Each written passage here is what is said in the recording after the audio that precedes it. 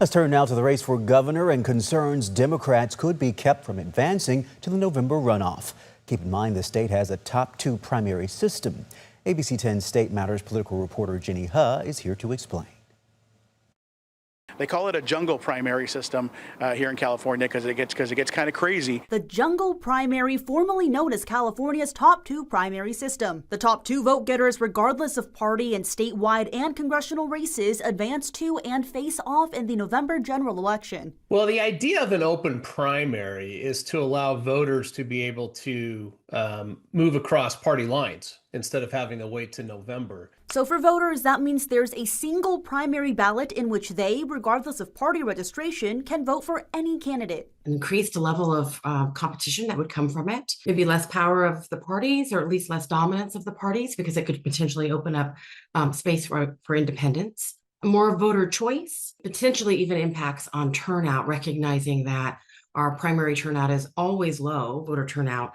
That was the goal, to make state politics more moderate and allow for the independents to participate. The proponents of the change were Republicans, Governor Arnold Schwarzenegger and Lieutenant Governor Abel Maldonado, though there was strong party opposition on both sides. People who aren't Democrats or Republicans aren't reflected on the November ballot. They have somebody to choose in the primary, but not on the November ballot. Mark Baldessari is with the Public Policy Institute of California and studies the impact of the top two system. He says an unintended consequence is that third parties are left out entirely. In a majority Democratic district, two Republicans on the ballot, if there are many Democrats who are on the ballot. Or vice versa. More intra-party competition because Democrats and Republicans are more likely to run in districts favoring them. And the more candidates from the same party, the more they are likely to dilute the vote, leaving room for candidates on the opposing side to slide into that top two positions. And that's exactly the fear with the governor's race right now, that the crowded Democratic field can allow for Republican Steve Hilton and Chad Bianco to box Democrats out of November entirely. Is that fair to the Democratic voters across the state of California to not have an option?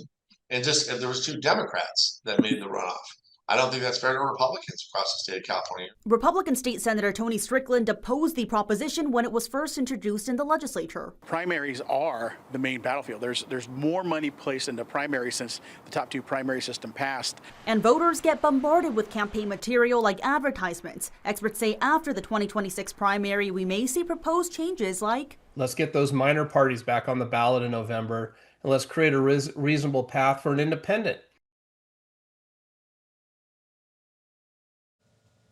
That was ABC 10's Jenny Huh reporting. And don't forget, you can hear from all of the leading candidates for governor. Their interviews are streaming right now on the free ABC 10 app. Just look for the California governor race on the home screen.